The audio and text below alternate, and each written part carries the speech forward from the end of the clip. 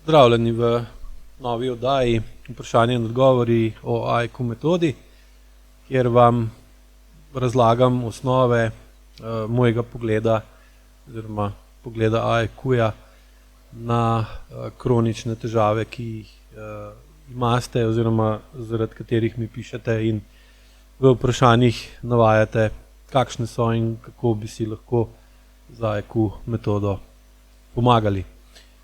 Torej, začel bom kar s prvim vprašanjem. Danes zanimajo me vzroki in rešitev za odpravo kronične napihnjenosti in vetrov, sicer v oklepaju, sicer brez bolečin. Pri kronični napihnjenosti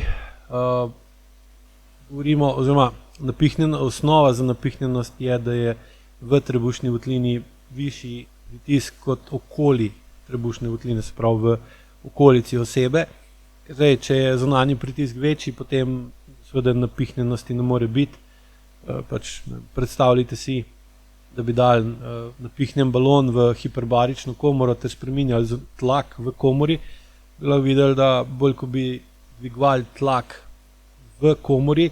bi balon bil manjši, zaradi tega, če bi bil seveda tlak v balonu enak. Bolj ko bi tlak v hiperbarični komori zmanjševali, bolj bi se balon razširil, bi šel na ven. Torej je pri osebi, ki je napihnjena, če je akutno napihnjena, je pač ta ali zunanji tlak drugačen, nižji, ali je pa notranji tlak šel gor, ali pa je kombinacija enega in drugega. Pri kronični napihnjenosti je pa seveda problem drugačen, stalen, kroničen, kar pomeni, da ima oseba skozi kronično previsok tlak v trebušni votlini, ker je zelo malo verjetno, čeprav je tudi možno v obliki kakih depresij ali bolezni in podobno, da ima pa tudi kronično znižan zunanji pritisk in se potem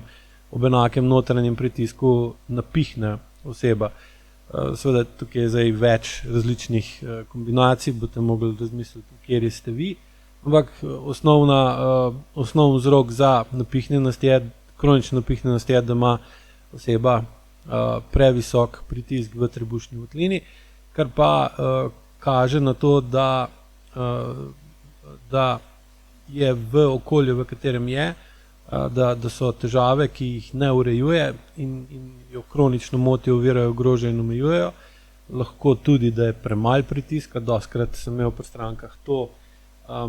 to kombinacijo, da jo je motilo, ker so stvari preveč umirjene, preveč enolične, preveč ponavljajočne, preveč dolgočasne in da bi one želele več akcije, več dogajanja, več sprememb, več napredka,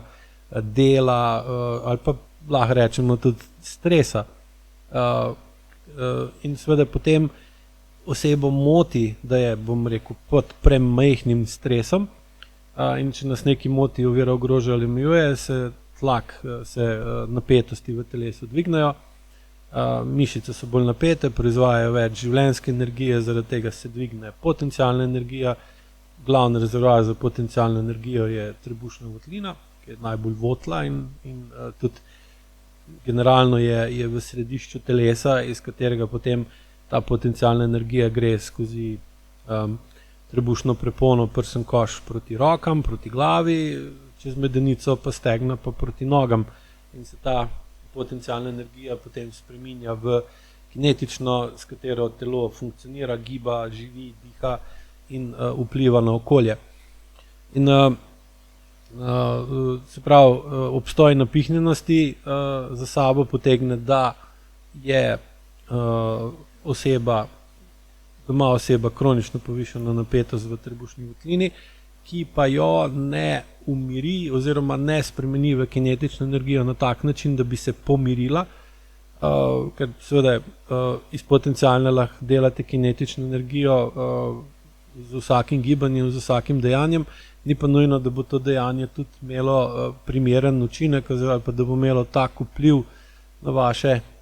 življenje, da se boste v svoji koži počutili bolje, bolj umirjeno, mehkejše, lepše, lažje ali pa z drugo besedo parasimpatično, kar bi omogočilo, da bi se vam napetost v telesu znižala in ko se napetost v telesu zniža, se seveda zniža tudi količina življenjske energije in se zniža količina potencialne energije, ki imamo v trebušni votlini in se s tem zniža tudi sama napihnjenost. Torej iz tega lahko sklepamo, da je pri kronični napihnjenosti prisotna kronična neučinkovitost uporabe kinetične energije za urejevanje tistega, kar osebo moti, ovira, ogroža ali omejuje. Treba seveda poudariti, da ni nujno, da se oseba zaveda, kaj jo točno ovira, ogroža, omejuje, moti, ampak je to zelo pogosto na telesni ravni, da telo se odziva na okolje simpatično, se pravi z bojem ali begom, oseba pa zaradi senzorno-motorne amnezije, odtujenosti ali iluzije dobi občutek, da v bistvu živi v okolju, ki je okej, ki ga je navajena, ki je takšno kot vedno, kot prej, kjer je vse v bistvu normalno ali pa običajno, ker med običajnim pa normalnim so lahko včasih ogromne razlike, in se na zavestni ravni ne zaveda, da jo nekaj moti, ovira, ogroža ali omejuje, na telesni ravni pa v bistvu s tem, da je kronično napihnjena, seveda AEQ učitelj vidi, da je v ozadju nekaj, česar se ona ne zaveda, in seveda potem pristopimo k učenju AEQ metode, ki zmanjšuje senzorno-motorno amnezijo in odtujenost, posledično se zmanjša senzorno-motorna iluzija in vedno bolj oseba spoznava, kaj jo napihuje. To so izjemno redko hrane, ali pa vrsta hrane, ali pa določeno živilo, čeprav ljudje najbolj mislijo, ali pa najrajš, bom rekel celo, da bolj prav, najrajš mislijo ali pa želijo si, da bi bil problem v določeni hrani, kar seveda kratkoročno ali pa površinsko tudi je. In če recimo izločite iz življenja, iz prehrane določene vrste hrane, ki pri vas še dodatno močno dvignejo produkcijo življenjske energije, seveda lahko tudi preprečite napihnjenost. Ampak seveda za ceno tega, da imate pol manj življenjske energije, tudi takrat, ko jo pa dejansko potrebujete, in taka sprememba prehrane potem običajno pripelje do tega, da se oseba sprijazne, v narekovajih sprijazne s tem, da pač živi tako, kot živi, in da pač bi bilo slabše, ali pa da se nič ne da pomagati, in ne zna, ne more ali ne sme primerno uporabiti agresivnih čustev in agresivnega vedenja, da urejuje tisto, kar jo moti, ovira, ogroža ali omejuje. Seveda, če greste pa v to smer, ki jo priporoča ali pa uči AEQ, pa lahko to napihnjenost vedno bolj prepoznavate kot posledico določenih nesoglasij, zamir, žalosti, strahu, jeze, sovražnosti in podobno. In potem lažje določite, kaj točno vas moti, ovira, ogroža in omejuje, in z višjo čustveno zrelostjo seveda pa tudi bistveno bolj poskrbite za to, kaj vas moti, ovira, ogroža in omejuje, in spremenite z uporabo agresivnih čustev in boljšim, recimo še posebej tukaj pomemben, in izboljšanim partnerskim odnosom, začnete dejansko živeti po tisti slovenski v slogi je moč, kjer lahko dva partnerja, se pravi moški in ženska, sodelujeta, se dopolnjujeta in nadgrajujeta, ter s tem seveda sta še bolj učinkovita v reševanju problemov, ženska na svoj, moški na svoj način, in potem pride do tega, da vedno bolje lahko odpravljate tisto, kar vas napihuje. Ampak še enkrat, napihnjenost je samo posledica motenj ali pa vplivov okolja, ki na telo delujejo negativno in mu otežujejo ali pa onemogočajo homeostatično stanje, na kar se telo odzove z dvigom produkcije življenjske energije, dvigom potencialne energije, kar vodi v napihnjenost. Zdaj, kar se tiče pa vetrov, ali pa, se pravi, vetrovi so izhajanje, sprememba povišene potencialne energije v trebušni votlini in spreminjanje v kinetično energijo v obliki premikajočih se plinov, ki potem grejo ven iz črevesja skozi zadnjično odprtino. ker je gibanje, se pravi, čutimo premikanje plina, slišimo premikanje plina in tudi zavohamo ga. Je proces, ki zmanjšuje potencialno energijo v trebušni votlini, sicer začasno, kratkoročno, ne pa seveda tudi dolgoročno. Pogosto imamo pa na drugi strani enako stanje, samo da mu rečemo riganje. In osebi se peha, se riga, se izpahuje. To so vse v bistvu kinetična gibanja, katerih izvor je povišana potencialna energija v trebušni votlini. In seveda zdaj, če lahko se skozi AEQ lotite dejanskih razlogov in odkrijete skozi manjše SMA pa SMO, kaj vas dejansko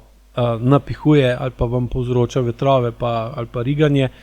ali pa spahovanje, lahko potem počasi skozi spremembo čustvene zrelosti in drugačno uporabo potencialne in kinetične energije tudi odpravite ta kronična stanja, brez da je potrebno kaj posebej vplivati na prehrano. Seveda, prehrana je pa spet, kar ne pomeni, da je čisto vseeno, kar jeste, ampak je pa pomembno, da recimo prehrana vsebuje obliko kemičnih snovi in določenih prehranskih segmentov, ki so usklajene z nivojem aktivnosti. Zdaj, nekdo, ki dela enostavna dela, je v veliko primeru ne rab močnega fizičnega dela, tudi ne potrebuje močne hrane in obratno. Nekdo, ki recimo dela težaška dela, naporna dela, je potrebuje tudi močnejšo hrano, če ne pride do neravnovesja in do zlorabe ali hrane ali pa gibanja, ne si bo šport ali pa karkoli druga ali pa delo, kar seveda potem vodi v razvoj novih težav. Potem en problem, pri odpravljanju enega problema v bistvu ustvarite novega ali pa ne samo enega, ali pa včasih celo več. Drugo vprašanje, kako si pomagati pri Hexenschusu? Ozadje mojega trenutnega Hexenschusa. Sam imam tipično držo telesa vzorca refleksa rdeče luči, tudi sicer sem karakterno bolj nagnjen k tem tipu. Čeprav razumem, pa je bolečina v vratu tipična bolečina hrbtenice, tudi vratnega dela, simptomatična za refleksni vzorec zelene luči. Okoliščine, kako je prišlo do stanja tokratne zakrčenosti vratu pri meni. Pretekle dni sva z ženo imela na obisku zakonca, s katerima se poznamo že iz mladosti. Obisk je bil zelo sproščujoč, tako smo se večkrat v pogovoru dotaknili tudi zelo osebnih in intimnih tem. Verjamem, da smo ves čas da smo se vsi večinoma zelo dobro počutili. Izjema sva bila občasno le jaz in mož drugega para, saj sva le težko vstala izza omizja zaradi bolečin v kolenih in hrbtu. Ob slovesu so se meni za dodatek še močno zakrčile vratne mišice okoli vratnih vretenc, od levega ušesa do leve rame. Kako bi to stanje razčlenili po AEQ metodi? Tukaj je več nasprotujočih si trditev, kar seveda kaže na obstoj senzorno-motorne amnezije, oziroma še celo več, tukaj govorimo o senzorno-motorni iluziji. Generalno je tako, tipično drža vzorca refleksa rdeče luči, sključenost, potisnjenost glave naprej, skrajšan sprednji del telesa, grbast ali pa izbočen zadnji del telesa, tako v prsnem delu hrbtenice kot v ledvenem delu hrbtenice, se pravi, da imamo nepravilno S-krivino hrbtenice kot take. Sama po sebi ne kaže, da recimo, ko ste napisali, da ste bolj nagnjen k tipu refleksa rdeče luči, ker v tem primeru bi bil brez energije, bi imel energijo bistveno znižano, dihanje plitko, onemogočeno. Oseba take vrste se po AEQ klasifikaciji jo opisujemo kot zombija, kar pomeni, da dejansko je sicer živ, ampak komaj. Deluje tako, da je čim bolj neopazen, čim bolj nepomemben, da nima svojega mnenja, da ne prevzema odgovornosti, ampak dejansko je umaknjen in je slaboten, slab kot tak, ne, ali pa se vede kot star. Zdaj, ker vem, kdo je tudi to vprašanje postavil, ki ga zdaj tudi gledam na programu, ki ga imamo čustveni zrelosti, je tukaj pa druga zgodba, ne, se pravi,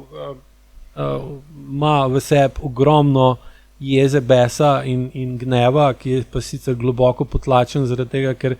se zaradi negativnih izkušenj boji agresivno pokazati svoje agresivno direktno proti tistemu, ki ga moti, ovira, ogroža ali omejuje, predvsem zato, ker je neizkušen pri uporabi agresije v preteklosti, ker mu je bila prepovedovana.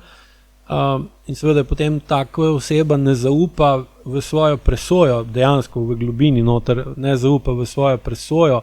koliko je ta njegova agresija dejansko primerna ali pa pravična, pravilna, in se boji biti agresiven. In tukaj pri taki osebi je ta vzorec refleksa rdeče luči dejansko zasilna zavora ali pa preventivna blokada, da ne bi se preveč razburil, da ne bi šel preveč v zeleno luč, ker bi se mu v tem lahko dvignila zelena, se pravi potencialna energija, ki se dviguje skozi refleks zelene luči na tako visoko raven, da bi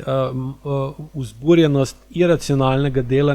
njega kot celote premagala sposobnost nadzora in umirjanja tako podzavesti kot racionalnega, se pravi zavesti. In takrat se oseba gre v afekt, se pravi gre v, recimo tem, neracionalno vedenje, nagonsko, živalsko, pa veliko drugih besed je še, ki opisujejo tako vedenje, in takrat v bistvu ne ve, kaj dela, oziroma izgubi nadzor nad sabo in ne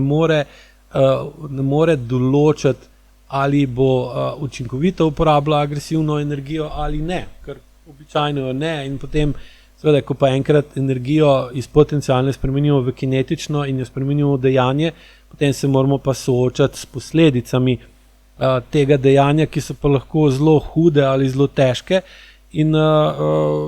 nas je pol tega strah. In če smo to recimo v preteklosti videli pri našem očetu ali pa pri bratu starejšem ali pa včasih tudi pri materi ali pa starejši sestri, če je nagnjena bolj v moško vedenje, potem v bistvu ali pa smo sami bili žrtev ali pa smo bili kaznovani, tudi upravičeno recimo lahko za neprimerno uporabo agresije, še bolj pogosto pa vidim pri strankah, da so se spontano in avtentično v določeni točki, ki jim je prekipelo, bom rekel, postavili v bran in so se branili ali pa napadli tistega, ki jih je kronično frustriral, ponižval in dol tlačil, in so ga napadli, ampak so bili pol kljub vsemu, kljub upravičenosti svojega agresivnega vedenja z vidika obrambe pred napadom, kaznovani, zasmehovani, obsojeni, in taka oseba potem seveda naredi močen ščit pred agresijo, zato da prepreči, da bi na tistega ali na tisto, kar jo moti, ovira, ogroža ali omejuje, skočila in uničila, ne, ker to je lahko smrtno nevarno. In spomnim se par let, 2 ali 3 leta nazaj je bil na Facebooku viralen posnetek enega gospoda, ki je užigal laksarcev, se pravi to kosilnico na laks, in mu ni hotela užgati, in je pol čist, človek rekel, bi se mu je odpeljalo, in je pol to kosilnico začel tolči po tleh, dokler je ni čist razsul v prav faktorje, in je bilo prav očitno, da ni besen, pa da se noče maščevati in da ni poln prezira in gnusa do kosilnice, ampak da je na kosilnico projiciral čustva, ki bi jih mogel dejansko dati ven do nekoga drugega. Predvidevam, da ženske, ki je to vse skupaj snemala, ali pa če boste malo pogooglali, imate tudi en dober video na to temo, ki je enega, mislim, da je Turk, da med prenosom nogometne tekme mu je žena pržigala pa ugašala televizijo, glih takrat, ko je bilo najbolj napeto, mu je ugasnila in mu ni bilo jasno, zakaj televizija crkne glih takrat, ko najmanj treba, dokler ni in televizijo razbil in poldnevne sobe in laptop in vse skupaj. Ker spet vidite, da če je žena njegova sposobna takega vedenja, potem pomeni, da ga globoko sovraži, ker spet potem izhaja običajno o tem, da je sovražila lastnega očeta in se mu je na tak način, sicer na hecen, saj na prvi pogled hecen način maščevala, da je on šel pa v bistvu v tak močen bes. Ne. Tukaj je podobna zgodba in Heckscher-Sluss običajno zagrabi takrat, kadar iz riti, iz spodnjega dela telesa, iz hrbta, iz trebušne votline rukne gor močna jeza, močen bes, močen gnev in ga potem more oseba na vsak način zaustaviti, da ne pride do zavesti, da ne pride do centralnega dela možganov, ker če tak močna potencialna oziroma kinetična energija pride gor v možgansko votlino, potem zavest reče adijo in enostavno ni več tam in ne morete vplivati na to, kaj se bo zgodilo in je vrat zadnja linija obrambe in potem v bistvu ta močna zakrčenost mišic ramenskega obroča, prsnega koša in vratu prepreči to, da bi ta tok te energije, ki gre iz trupa gor v glavo, prišel do glave v taki meri, da bi glava izgubila racionalen nadzor nad sabo in se potem ta energija v vratu spremeni v bolečino in oseba dejansko, da ne povzroči bolečine drugemu, povzroči bolečino sama sebi in potem nekaj dni pa se ta naval močne energije, ki je lahko tudi v obliki morilskega besa, hladi in počasi sprošča, tako kot recimo plato zabetonirate, pa pol še par dni je topel, ko se to dviguje, ko se noter spreminja struktura betona iz tekoče v trdo in se zaradi spremembe strukture sprošča toplota. In tukaj je podobno. In seveda Heckscher-Sluss je skoraj nikoli ni zaradi vzglavnika ali pa zaradi prepiha po noč, tako ljudje mislijo, ampak zato, ker so se po noč preveč sprostili. In ta prevelika sprostitev, ki je bila tudi tukaj opisana v opisu okoliščin, da ste se imeli, piše ne, večinoma smo se vsi ves čas zelo dobro počutili in gor je bilo tudi napisano, obisk je bil zelo sproščujoč. In pa to ne gre skupaj. Če je obisk zelo sproščujoč in se oseba zelo dobro počuti, potem je sproščena. In če je oseba sproščena, ima mehke mišice in če ima mehke mišice, je nemogoče, da težko ustane iza omizja in ima bolečino v kolenih in hrbtu. Zato tukaj je jasno druga zgodba odzadaj, da ta sproščujoč obisk je v bistvu pripeljal do tega, da so se mišice v telesu toliko sprostile, da je na površino prišlo tisto, ki je bilo običajno potlačeno pod površino in da se je preprečil preboj tega do glave in da bi prišli do kakih recimo neprijetnih dialogov ali pa vedenj, se je vse skupaj zagrablo, je osebo zagrablo v vratu in se je s tem mogel umiriti, ker si je sam ustvaril cel kup problemov in je mogel biti pozoren na njih, ne pa na tisto, kar se je dogajalo med samim obiskom ali pa na kaj je ta obisk spomnil. Kaj narediti, da hitreje mine? V bistvu nimate kaj veliko, tudi če delate ajkovaje ali pa karkoli, malo pomaga, ker se hitreje sprosti, ampak problem je, da se niti ne sme hitreje sprostiti, ker more toliko pa toliko bolečine iti skozi, da se vi umirite, da lahko potem seveda normalno funkcionirate naprej. Kaj pa pomaga, ker ajko je vedno usmerjen v preventivo, ne pa v kurativo, je to, da uredite ali pa urejujete notranje stanje, tako da to, kar se sprosti ven, ko ste sproščeni ali zaradi dobre družbe, ali zaradi pijače, ali zaradi drugih stvari, da se nima kaj takega sprostiti, da oseba z dovolj visoko čustveno učinkovitostjo urejuje probleme, ki jih ima in pa ne more pride do preboja takih močnih energij, besa, gneva, protesta, prezira, gnusa in maščevanja, ki so možne samo takrat, kadar je oseba dlje časa ali pa že vrsto let, desetletij nemočna in se ji toliko nabere tega, da pol vsake toliko časa pride en tak ruker zaradi tega, da se malo umiri in potem se seveda stvari spet porihtajo nazaj. Začasno. Tretje vprašanje. Ali lahko z uporabo AIKO metode vplivamo na kronično nespečnost? Da, lahko pozitivno vplivate na kronično nespečnost, čeprav ne na način, ki bi bil všeč ljudem ali pa večini ljudi,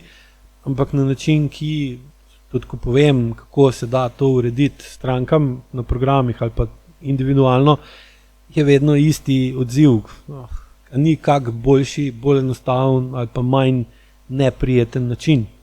V bistvu obstaja, samo ima toliko stranskih učinkov, obstaja jih seveda veliko, samo imajo pa vedno znova ogromen stranskih učinkov in vodijo v to, da za eno področje uredite, drugo pa pol ali pa na 2-3 področjih pa stvari poslabšate. In tukaj je podobno. Kar se AIKO tiče, kronična nespečnost je posledica tega, da ima oseba za spanje previsok notranji tlak. Zdaj, osnovna stvar je, da ko gremo spat, ko se umirimo, ko se pripravljamo na spanje, se moramo umiriti ali umirjati. To pomeni, da imamo stvari za tisti dan urejene, da tisto, kar je bilo potrebno urediti, smo uredili, rešili probleme, da vemo tudi, kaj nas čaka, vsaj kakor je to človeško možno, kaj nas čaka na jutrišnji dan in da vemo, da to, kar nas čaka jutrišnji dan, bomo, čeprav z delom in skrbmi, lahko sami ali pa s pomočjo drugih ljudi uredili in nas potem ne skrbi, kaj bo jutri. In v takem primeru telo gre iz simpatičnega stanja, ki ga imamo dominantno aktiviranega čez dan, in to stanje služi temu, da v bistvu smo sposobni urejati, vplivati in spreminjati stvari, ki jih je potrebno spreminjati, da dosežemo tisto, kar želimo, ali pa da odpravimo tisto, kar ne želimo. Gremo potem v stanje parasimpatičnega načina delovanja avtonomnega živčnega sistema, ki pa je aktivno takrat, ko so stvari urejene, kot so stvari urejene, porihtane, in da nam ne preti nevarnost, da nas ni strah, da nas ne skrbi, kaj bo in kako bomo nekaj uredili. In takrat notranji tlak pada in ko imamo notranji tlak dovolj nizek, se dejansko uležemo, tako kot recimo, če si predstavljate balon na topel zrak, ko so gorivci prižgani in je zrak noter vroč, stoji balon po konci, se pravi, kljubuje gravitaciji. Podobno kot človek, ko se zjutraj vstane, dvigne notranji pritisk, zato da se dvigne in potem hodi okrog, dela, živi in v bistvu rešuje probleme. Seveda potem je potreben počitek, zato da se obnovimo, da napolnimo rezerve, regeneriramo, rehabilitiramo po potrebi in takrat je potrebno pa dati pritisk v notranjosti telesa na manj. Tako kot recimo tudi nuklearko, ko imajo remont, jo odklopijo od omrežja, ker drugače ne morajo delati remonta in pri človeku je podobno. In takrat se v bistvu notranja napetost v telesu spusti in zniža in zaradi tega se človek mu bolj paše sedeti ali pa gre v polležeč položaj, na koncu gre v ležeč položaj in gre spat. In ko gremo spat, ker smo brez zavesti in ne funkcioniramo v gravitaciji, ne potrebujemo notranjega pritiska, povišanega notranjega tlaka. In takrat dobro spimo. Seveda, če pa tega nimamo, če je zaradi neprimerne čustvene zrelosti in neprimerne čustvene učinkovitosti problemov ne rešujemo in imamo vedno več ali pa cel kup kroničnih problemov, pa to seveda vpliva na nas, da se zvečer ne moremo sprostiti, zaradi tega, ker telo čuti, da je cel kup stvari še napačnih. Običajno je še zraven to, da se ne moremo sprostiti zaradi tega, ker imamo težave v partnerskem odnosu in potem je oseba, s katero smo zvečer doma, preden gremo spat ali gremo pa skupaj spat, vir problemov ali pa ona od nas zahteva, da mi rešujemo probleme, mi pa tega ne naredimo in je seveda do nas negativno razpoložena, kar pa seveda ne omogoča, da se naš notranji pritisk zniža, ampak v bistvu ostane povišan. In takrat je notranje stanje v telesu v nasprotju z interesi in potrebami spanja. In logično, da pride do nespečnosti. In zdaj, če se to občasno ponavlja, zgodi, ko imate več skrbi, ko morate, narediti nek večji projekt ali pa nekaj, kar niste čisto sigurni, da bo šlo, je pač pride do občasne nespečnosti. Če pa kronična, je pa podobno kot prej. Ko sem razlagal o kronični napihnjenosti, je tudi podoben tukaj. Če smo v nečem kronično neučinkoviti, potem se ustvari kroničen problem in v tem primeru imate kronično nespečnost. In AEQ zdravi oziroma pozitivno vpliva na kronično nespečnost tako, da osebo uči bolj prepoznavati, kako se počuti, zakaj se tako počuti, iz kje to izvira, na kakšen način deluje njena podzavest, njena zavest, njeno telo.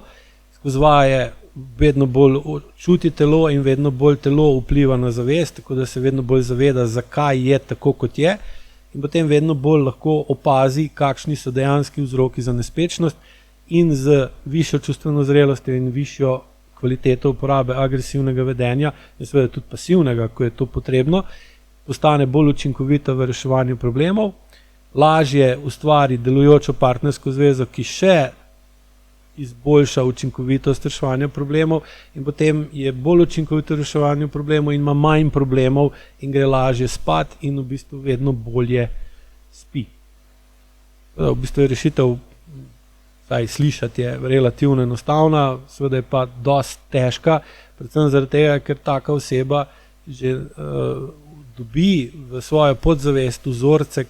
da je normalno, da je neučinkovita v reševanju problemov in je potem tudi neučinkovita v reševanju problemov, ki jih je imela kot otrok in ni mogla vplivati na starše, na okolje, in je potem se mogla pač sprijazniti s tem, da je normalno, da ima povišen notranji pritisk in potem tudi jasno ne more spati dobro, že kot dojenček. In pogosto imam stranke, ki me kontaktirajo zaradi tega, ker imajo majhnega otroka, ki spi pol ure, pa pol ure ne, pa pol ure ja, in vedno znova se pokaže, da otrok živi v neurejenem energetsko ali pa energijsko neurejenem okolju visokega pritiska, ki ga starša ne zaznata ali pa ga zaznata, pa ga ne morete urediti, in pa otrok seveda ne more dobro spati, ker se boji in je nesiguren, ker čuti mamo, čuti očeta, da to ni to.